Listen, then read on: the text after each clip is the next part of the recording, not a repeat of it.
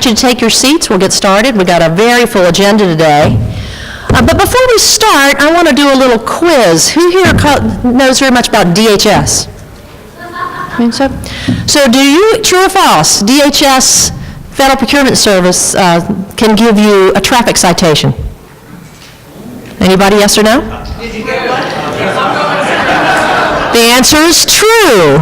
I got one today at FDA. And actually, it goes to the state you're in, so I got a Maryland ticket for rolling through a stop sign and 2 points on my license with the DHS police behind me, and I was like, oh no. So anyway, that's how my day got started today. So anyway, so that is true, and it goes to the state where you get stopped. So I always love opening these meetings with the list of new IAC members. So we have first let's go to the agenda quickly. Let's go back to the agenda. I skipped over it. So we're going to do some volunteer recognition, professional development update, communities of interest update. We're going to do a discussion of Night Innovation Awards, Small Business Alliance, and then we're going to have Jason Gray, who is already here as our featured speaker. We're really excited about that. And then the networking reception afterwards will be right outside of these doors. So let's go ahead and go on to the next. And as I said, the one thing I really love to do is open these meetings with our new member companies. We have 45 new member companies since our last meeting, our last membership meeting last November. If you are here from those members, from those 45, any of those 45 companies, can I just get you to stand so we can recognize somebody from our new member company? Yay.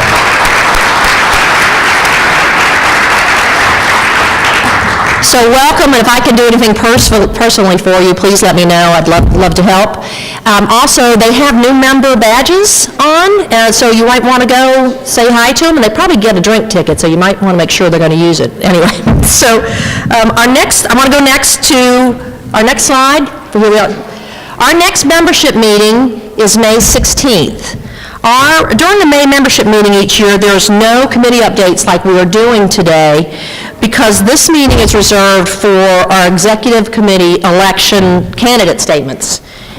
And I'm pleased to announce the IAC slate this year that was selected by a nominating committee last month, and all of these candidates have extensive knowledge on the mission and objectives of IAC.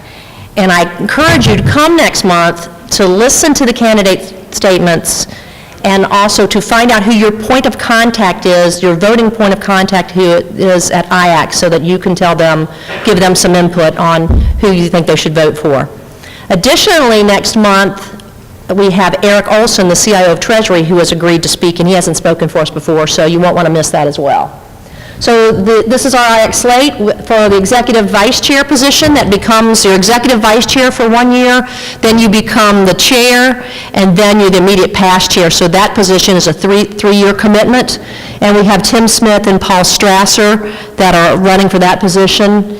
And the vice chair for finance, we have Sundar is running unopposed, and Sundar is here if he wants to wave your hand. If you're here, if you're one of those people and you're here, you can raise your hand. Sundar is actually currently on the board, but he is running for a different position for vice chair for finance.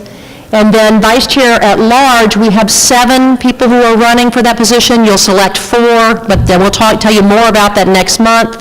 We have Jonathan Album, who was with Veritas. We have Kathy Conrad with Accenture. Kathy is actually on the board right now running for her second. She's had 2 years. She's running for a second term.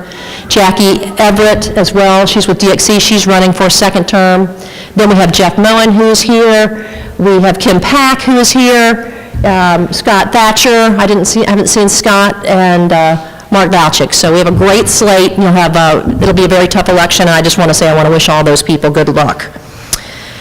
We're going to move on next to some upcoming events. So very soon we have our Igniting Innovation Awards. We'll talk more about that. I've already mentioned the general membership meeting.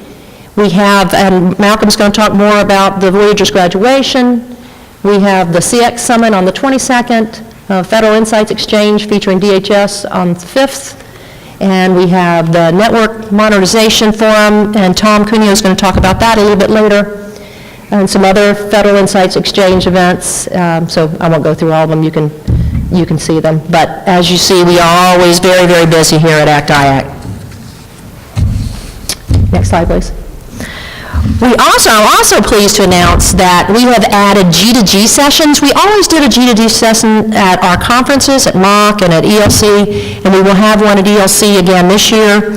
But we've added more, and we've got Marietta Allen from the ACT-IAC staff who is in charge of government outreach, and she's doing a great job. So we've added these 2 G2G sessions, and we think this is a really a great benefit for our government members. For those of you who don't know, we have about 13,000 members at ACT-IAC. We have, I think it's 7,000 government and 6,000 industry, right, Ken? So that's pretty impressive that there are 13,000 members.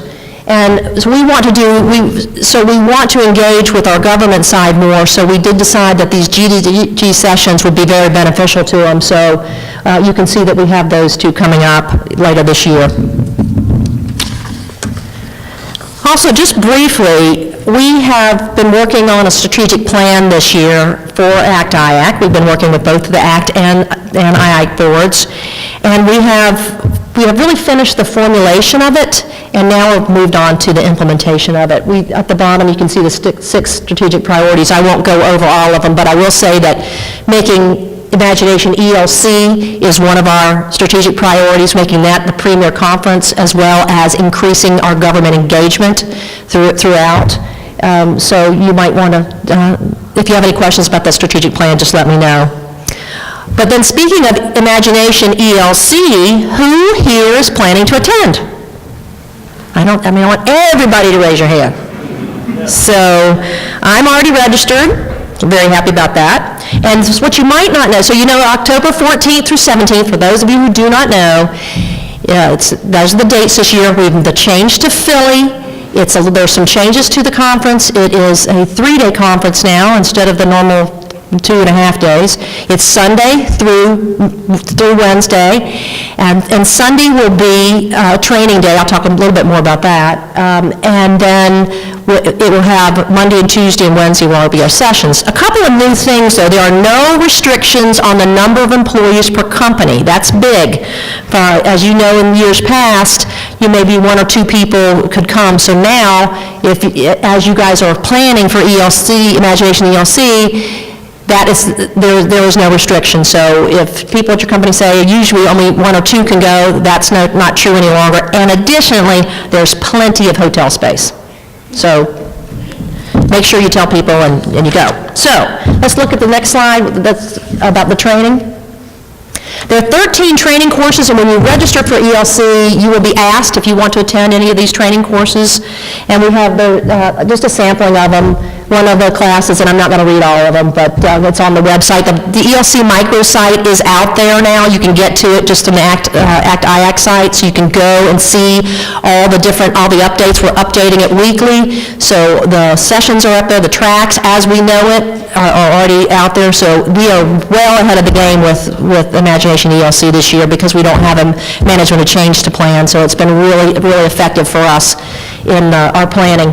So it's like just some of the classes. Can I go back just once? Design thinking for agile problem solving. It's a hands-on workshop. Next generation customer experience, DevOps, simulation, change management, cybersecurity. So we've got a really full day of training for you. So make sure you look at that when you register. And the last thing I'll say is we also have a technology showcase around hot topics and a partner pavilion. That's really new this year. So you're going to want to go back and think about whether you want your company to sponsor a booth at ELC. They're very reasonable.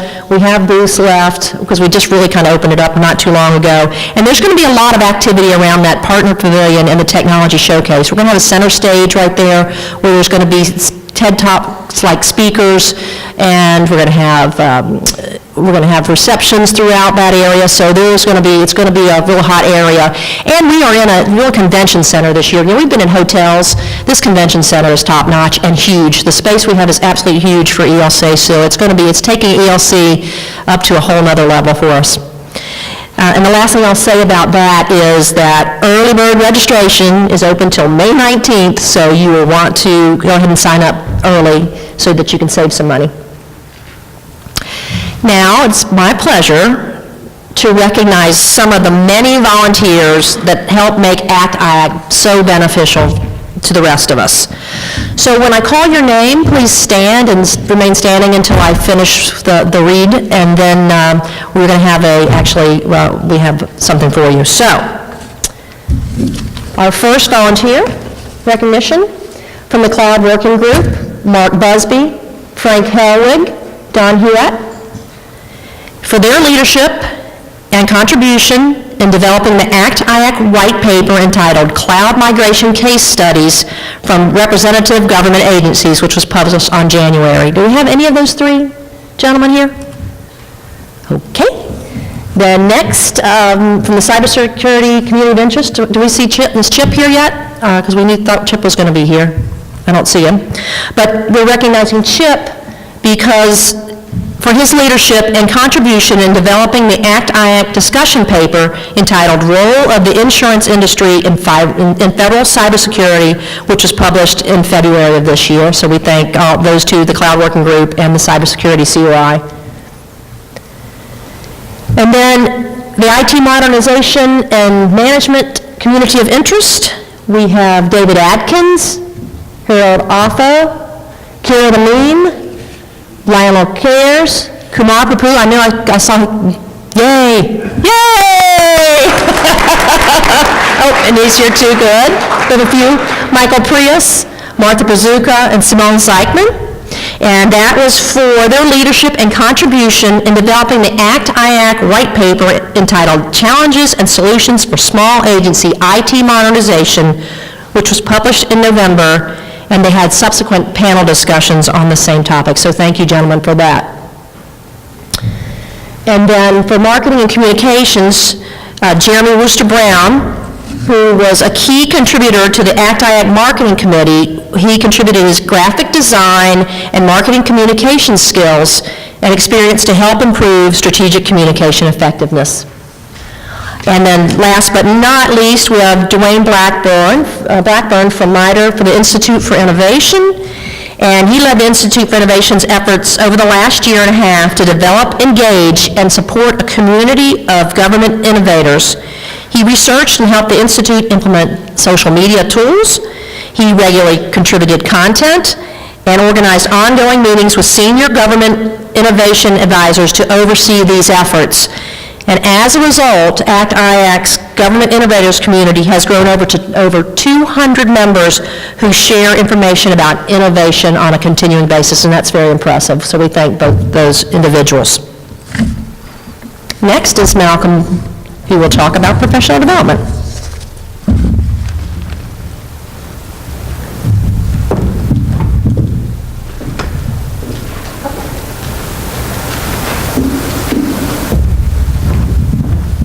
Good afternoon. It's always fun to try to talk about professional development in 5 minutes. You've seen me do this before, many of you, so I'll give it a shot one more time. We are in the throes of each of the 3 of our professional development curricula right now, so we've got a very busy ongoing professional development calendar. The partners just had their first breakfast this morning, and there's a few of them in the room. They're rowdy and loud. The Partners is our program for our more senior professionals who are GS-14s, high GS-14s and 15s that are preparing to make that leap to SES, and folks that are soon to join the executive ranks. I can see a lot of the faces in the back. I see some of our leadership. I see Terry back there. I think if Ron was around, Ron would have shouted something. So I'm pretty sure I would have heard Ron, but thanks to those folks for their leadership. As you can see, if you know any of these folks in the leadership, this is a really committed group of senior leaders with a lot to share, both in terms of subject matter and in terms of career progression. So I have faith that our partners are really benefiting from their wisdom.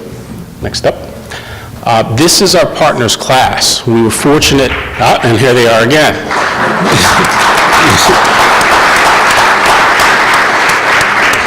Something tells me that breakfast brought them down to this area of the DC metro area, and they decided to linger. They heard there were drink tickets. So this is also a very stellar crew. I had the opportunity of meeting them both at their reception, with their public reception and at their orientation, and was very impressed by this collective group of folks. So, are there partners? Yes, you guys in the back left, can you partners stand and be recognized? Wow, we got a nice collection here.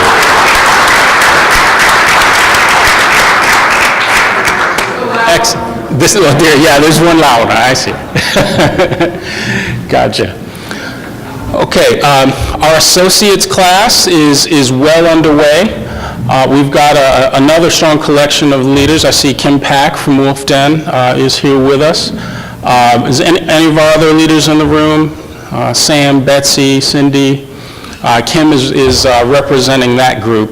And they've been underway for quite some time now. Our associates is our collection of younger, earlier career professionals from GS7 up through, I want to say, roughly 12. And these are folks who are learning some of the fundamental skills that it'll take to be successful in our industry, from managing up to creating your professional brand and networking and so forth. So under the leadership of Kim and this collective, that group is prospering as well. And here's the names of some of these folks. Again, another strong group of folks. We see a number of our member companies represented more than once. Some of you may remember the Associates program. We're not limited to one nominee per company. So companies routinely nominate a number of their rising stars to participate. So thank you for some of your early career best and brightest for this program. Next up, our Nexus events. We don't have a Voyager slide there. Our Voyagers, by the way, I don't think we have a list of them because I think they just finished up their last offsite this past weekend. So they are in that wonderful downtime between your last class, your capstone, and your graduation. So we've got that crew of 30 or so professionals, half industry, half government, who are more mid-career, who are waiting for that opportunity to throw the caps up in the air. We'll talk a little bit more about that shortly. Oh, yeah, we do have some Voyagers in the room.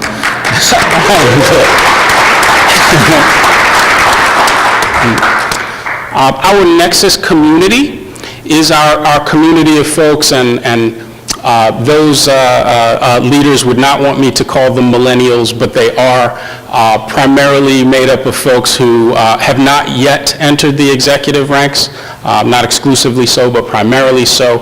And this is a collection of folks who are very vibrant, who are eager to share their experiences with each other and cultivate the kinds of events that give back to community and provide wisdom and guidance and coaching from senior executives to that collective of folks in smaller setting, fireside chat type settings. So they have an election coming up in May as the ACT-IAC program year turns over. It is time to elect or appoint new folks to that collective. They have an ongoing set of volunteer opportunities in Nexus. Part of the culture of that organization is that it is very important to them that they give back to their community, both their local community here in the Washington, D.C. area and the federal IT community. So you'll see that's sort of a fundamental organizing principle of that organization. Okay. Next up. May 19th, as you saw from Mitzi, is the Move IT Forward event, which doubles as the Voyagers graduation. It is Friday, May 18th. It is in Washington, National Harbor, and it will begin with a program on IT modernization and culminate in the Voyagers graduation. That program will be well worth your time, both in terms of the content provided from the collection of speakers and in terms of being able to celebrate the culmination of a program that is celebrating folks who are really doing their best to become thriving contributors to our community. Okay. Lastly, and I don't think we have a slide on it, in late, actually hit one more time. There may be a slide there. No, there is in late June, we have our annual professional development recruitment event. I don't think we have a date locked down for that event yet. However, that is annually one of our very well-attended events where you get to hear actual testimonials from federal executives and industry executives who are in the room who are attesting to what they got and what they benefited from ACT-IAC professional development. I would encourage you to send your best and brightest, come on out yourselves. We have a thriving community of fellows and we would love to add you to that number.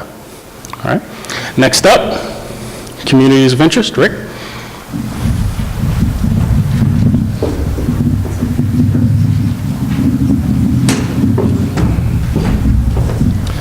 Well, thanks, Malcolm. The communities of interest are an interesting core of enthusiasm and interest and engagement for ACT-IAC. First of all, I'm Rick Holgate. Tim Young, unfortunately, could not join us this afternoon, but Tim and I, since last July, have been IAC Executive Committee members, and we've been chartered with helping to guide the communities of interest in a productive and positive way. And we've done that over the past 7 or 8 months. We've engaged the COIs in terms of helping them, next slide, in terms of helping them develop a little bit more sense of focus for their efforts. As I mentioned, they're definitely the heart and enthusiasm and energy around our volunteer community, but we felt they might need a little bit of evolution in terms of their focus, just based on the natural evolution of topics of interest, problems of interest to government. And when we started off in July of last year, we had a total of 10 COIs, and we decided to adjust their focus a little bit, just to give them a little bit more specific focus areas, and we also detected some newly emerging areas of interest as well. So Tim and I reviewed the COIs, we restructured them slightly, and so now we're down to 8 COIs, along with a couple of special projects, which again were some of that intersectional interest we detected around Agile and DevOps and ICAM, Identity, Credential, and Access Management, in furtherance of information sharing initiatives.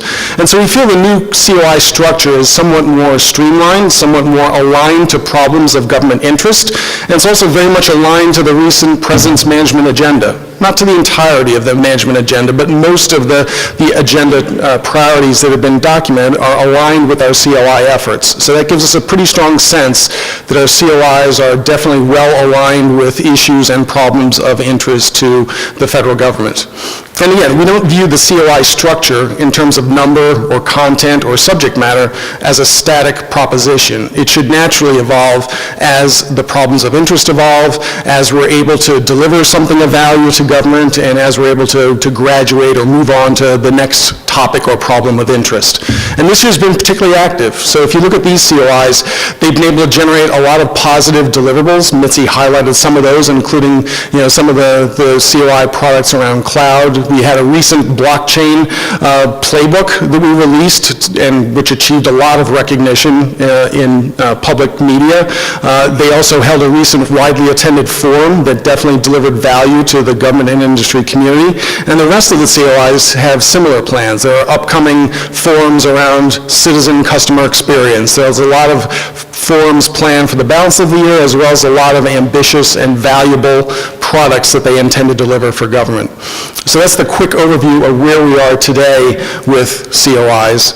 On top of that, we also have opportunities for the evolution of leadership of COIs, because like everything in ACT-IAC, there's a natural tenure, a natural cycle of leadership, and there are quite a few of the COIs who are looking for new leadership opportunities for individuals who might be interested in engaging either from the government side or the industry side in COI leadership. So if you're interested in any of these leadership positions, don't hesitate to reach out to ACT-IAC to indicate your interest, to nominate yourself or someone you know who might be interested in taking on some of these responsibilities. As I said, it's a great opportunity. That's a lot of the energy and enthusiasm and excitement among our volunteer community, and there are a lot of opportunities for those of you who might be interested to engage and take a leadership role in these efforts.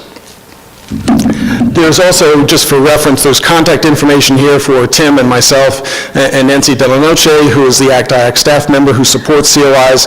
So again, if you want to know anything more about these COIs, if you want to indicate your interest in taking on a leadership role, please don't hesitate to reach out and find out more about the COIs. And if you looked at the ACT-IAC website, there's a robust set of information about their activities, their upcoming events, and a lot of their deliverables are on there too.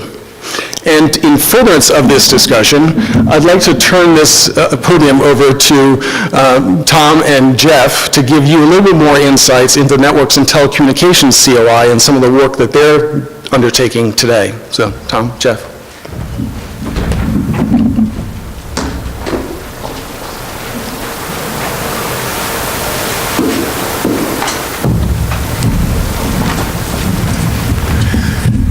Well, good afternoon. I'm Tom Cuneo. I'm the chair of Networks and Telecommunications, and we've taken on a couple of major projects in the last couple of years. One was with the Federal Aviation Administration, and our largest project has been with, in the beginning, with just GSA on EIS, and Jeff will talk a little bit about what we're doing there, and it's morphed into now network modernization.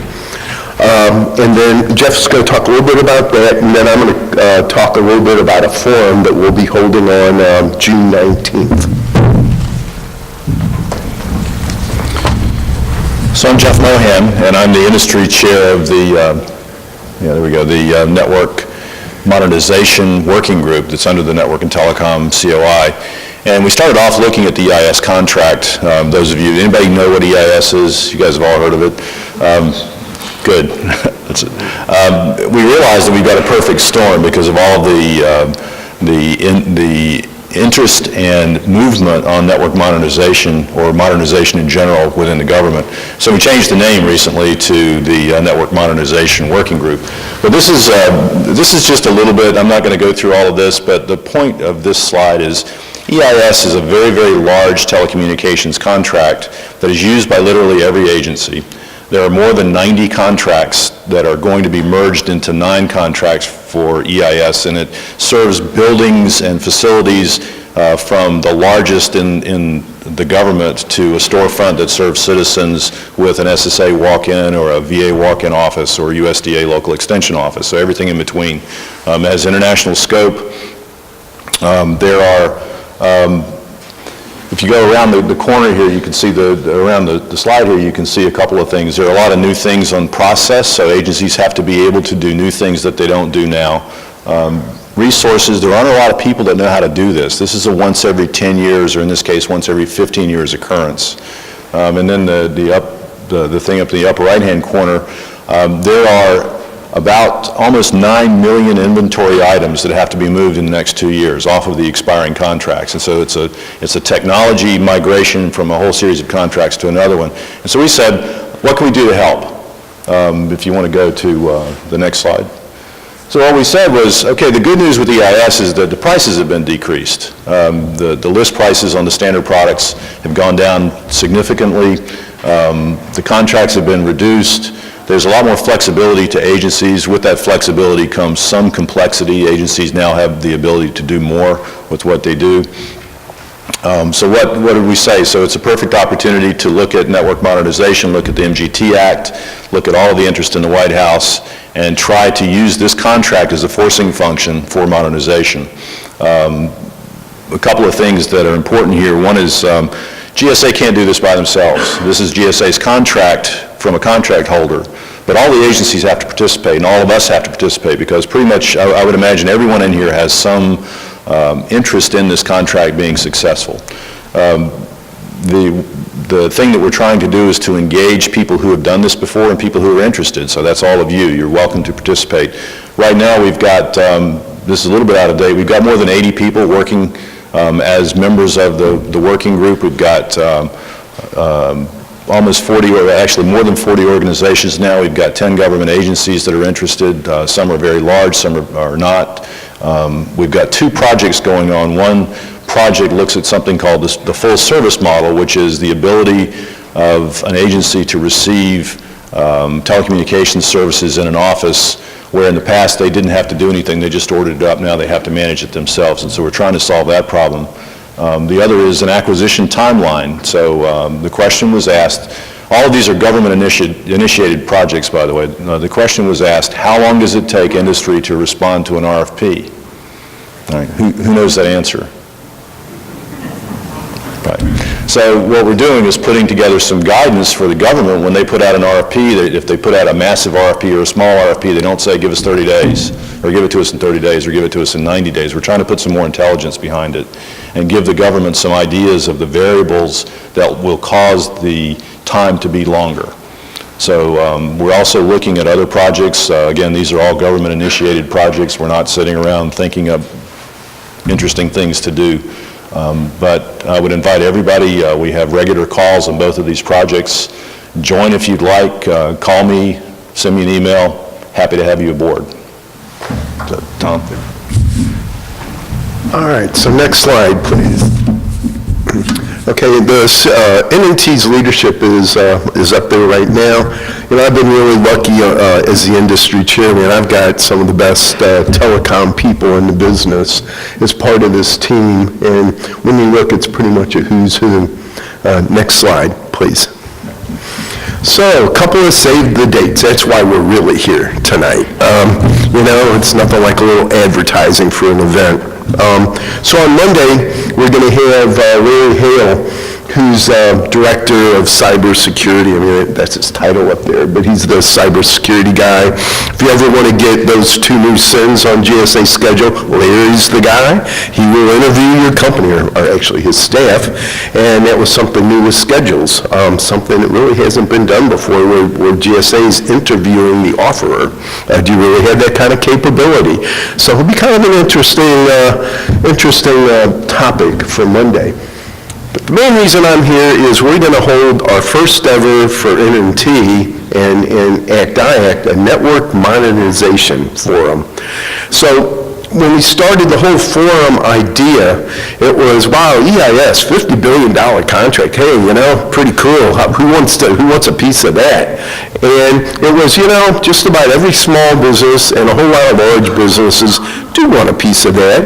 And they have no idea how to really go about doing that.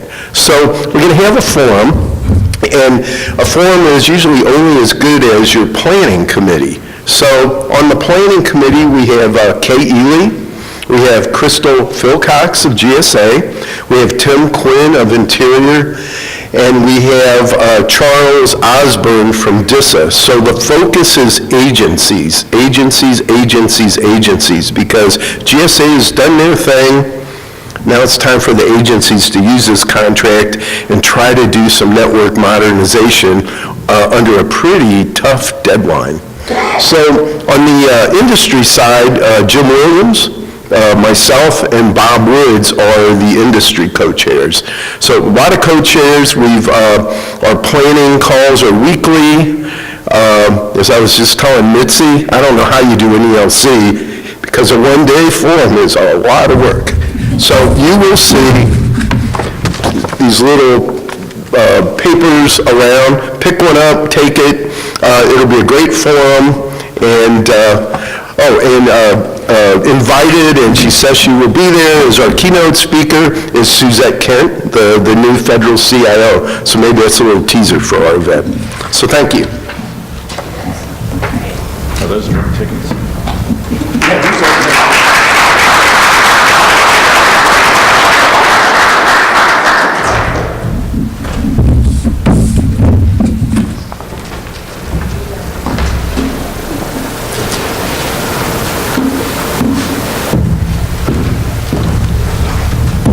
Thank you. My name is Sundar Vaidyanathan. I'm one of the vice chairs at large within the IAC committee. And my focus areas have been in terms of membership engagement and the Small Business Alliance. And we wanted to take the opportunity to give more emphasis on the purpose and vision for SBA. So before I start with the next slide, how many of you are small business? Was awesome. This is awesome. Can I have the next slide, please? So, as you all know, The SBA has been created with an emphasis on helping the small business members within the ACT-IAC community. As we all know, more than like 70% of the membership is small business. So one of the tenor that I ran on, when I ran on for the last year election, is to bring about more visibility and voice for small business on all ACT-IAC activities. So the first purpose or goal for SBA is to make sure that small business are educated on the regulations and the opportunities that exist within the federal market to be, so that they are successful in this marketplace, right? That's number one. Number two is we also want to make sure that small businesses are connected with large businesses in terms of teaming as well as establishing long-term partnership and teaming. And the third one is we want to be able to establish collaboration with other small business advocates within the federal governments, like OSDBO, within the other agencies. The last one is I want to highlight we are creating and we are recognizing some of the innovations that are happening within the small businesses. Yes, as you all know, small business form the bedrock for innovation, and we want to make sure that the small business get the visibility and recognition for the work on innovations. So with that in mind, as part of serving on the board, I believe I have done my job in terms of bringing small business voice across all ACT-IAC activities. And I'm going to now introduce Paul Chandler, who is the industry chair for the Small Business Administration, and he will talk about what we have done in the past and what's ahead of us. And he's also going to talk about the new operating model with which we are going to take Small Business Alliance moving forward, and probably he'll be soliciting volunteer opportunities for you guys. All right? Am I on time? Thanks, Sundar. Clicker, sorry. Next one. Yes, so again, thank you everyone. Paul Chandler. We have a pretty robust activity schedule within the Small Business Alliance. Just yesterday, I see several people in the room who joined us for our Cloud Native Development Half Day. We had about 70 people, including folks from NARA, DoD, CIO, Tech Transformation Service, SBA. Really good turnout. Kind of a wonky discussion, which was really interesting and a bit of a different model than what we've used in the past. So it was great. Loved hearing about the EIS forum that's coming up. We're actually working on plans for a modernizing government session, which is kind of seems like it would dovetail nicely on that, looking at what's happening and what modernizing government means in the Fed space, not only Fed civilian, but also DoD military as well. That's going to be in late July. We're approached by the small business shop at HHS to put on an event with them. We've put together an abstract. We're trying our best to really coordinate across ACT-IAC, and to that end had some discussions with the Federal Insights Exchange team for HHS to figure out who the right speakers were for HHS. That's going to be on August 8th. And we have a number of Straight Talk sessions in various stages of development. The Straight Talks typically are smaller gatherings, very close interaction. It's not exclusively on small business issues, but a lot of times we do have OSDBO liaison type speakers, and we're aiming to have one tied to the next general membership meeting on the 16th, where we are hoping to have someone from Treasury, a couple of people actually from the Treasury Small Business Shop there. Last thing I'll mention is we've had some early discussions with the OSDBO shop at GSA. The new assistant director there, Charles Manger, has agreed to do something with us. We've put together a bit of an abstract, have a little more work to do on that, but that'll happen later on in the year to talk about a lot of the things that are happening in that organization. And somehow I just turned it off. Okay, there we go. So no, I'm not the techie guy, by the way. I'm not the wonky guy. So what I will tell you is, Sundar referenced that we were going to be changing the model a little bit in terms of how we operate. One of the things that we've seen in the Small Business Alliance over the past couple of months, so it's not just me. Yes. Okay. Okay. Yeah. Oh, there you go. no, it's not just him. not just me, everyone. Thank you. There you go. There you go. And so one of the things that we're trying to do is we're trying to expand out the leadership team of the Small Business Alliance. For several years since it was first created, there's only been an industry chair. There's not been a government chair. We kind of looked at each other one day and said, why is that? And so the thought was, well, let's have a government chair. We have two dedicated vice chairs right now. Both of them are term limited out of continuing service, so we're going to be soliciting new folks for those roles. We're also going to put together a communications and special activities role to really help communicate the message of what we're doing within the Alliance. One of the things that struck me in the slides earlier with all the new members in ACT-IAC was there weren't a whole lot of big companies on that list. And so what we want to do is we want to engage, in many respects, the Small Business Alliance serves as a front door for the organization, and so we want to do the best that we can to reach those companies, to provide value to those companies, and help them grow and become more engaged in ACT-IAC. We'll also have liaisons to all the various organizations. Nominations are now open, and I'm scared of touching this, but there we go.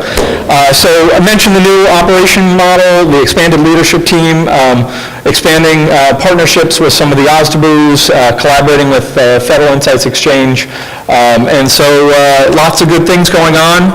As Sundar mentioned, I'm shameless about saying we can't do what we do without volunteers. The event yesterday was a success not because of the great speakers, though they were great. It was a success because of the hard work that went into it in advance. And so we need certainly volunteers and people who are committed to helping out. And if you see something that we're doing that you want to contribute, I'd love to hear from you. Please talk to me afterwards or reach out. And I believe the last slide, now I'm going backwards. Perfect. This is unbelievable. Okay. Yeah, well, I think there's another slide somewhere with my contact information on it, but I'm not even going to bother trying for that. Just come find a business card. It's been a long week, everyone. Yeah, there you go. Perfect. Thank you, everyone. Thank you. Appreciate it.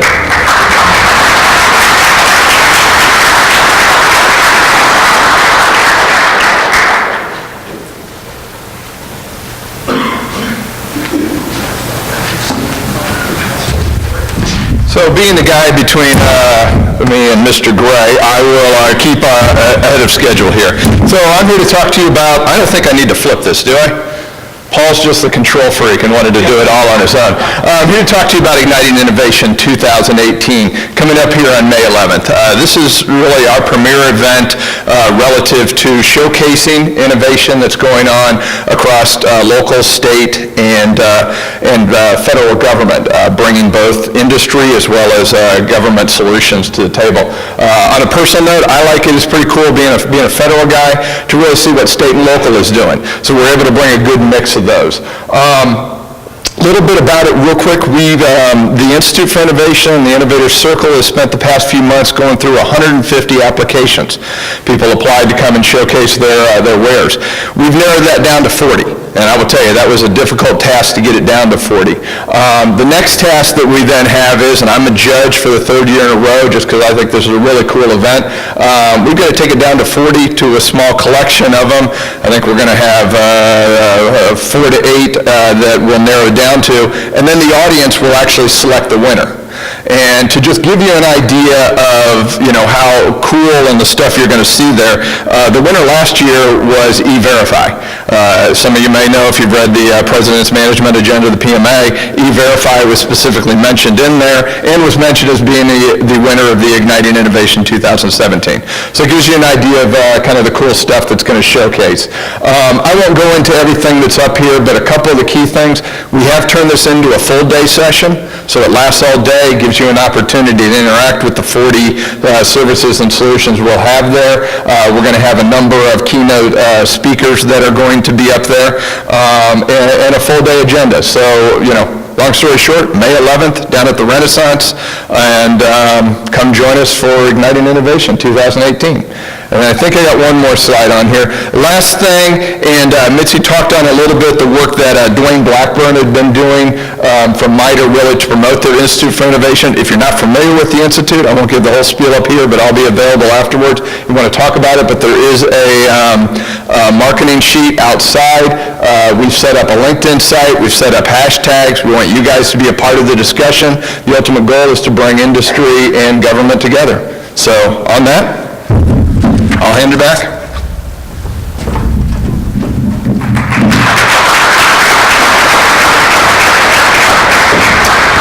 And just a couple of things before I introduce Jason.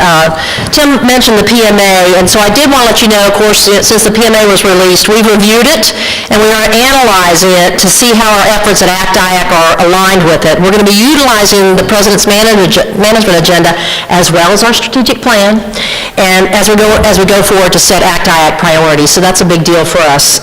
Also, you've heard today, come sit down, people. Come, would you like to be seated? So you don't have to stand for Jason's, come get a seat. You've seen all the different ways that you can volunteer. Small Business Alliance, this communities of interest, the Volunteer Corps, Nexus, just goes on our forums, Imagination ELC, so there's something just about everything for everybody here. So I also want, just before we, last thing is to thank the ACT-IAC staff, Ken and the rest of the staff, especially April. Thank you, April. You always help me with these membership meetings. They've done a great job. We've had a good turnout today, so thank you, everybody, for that. Now, for what you've really been waiting for, I wanted just to say that we started a government outreach effort when I became chair, and one of the people that we went to talk to was Mr. Gray, and I think October of last year. And little did he know, after introducing ACT-IAC, we were to talk to him about the benefits of ACT-IAC for education, we would ask him to speak.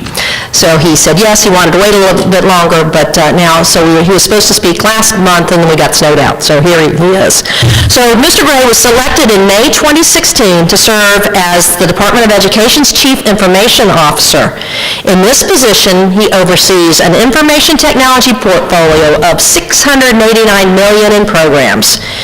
As the CIO, he serves as the principal advisor to the Undersecretary, the Deputy Secretary, and the Secretary.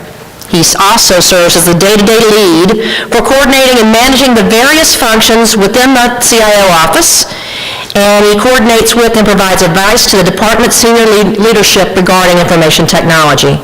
Prior to being the CIO of Education, he served as an associate CIO at the Department of Transportation and then other positions before that. So I want to do a great ACT-IAC welcome to Mr. Jason Gray. I'll turn it over to him.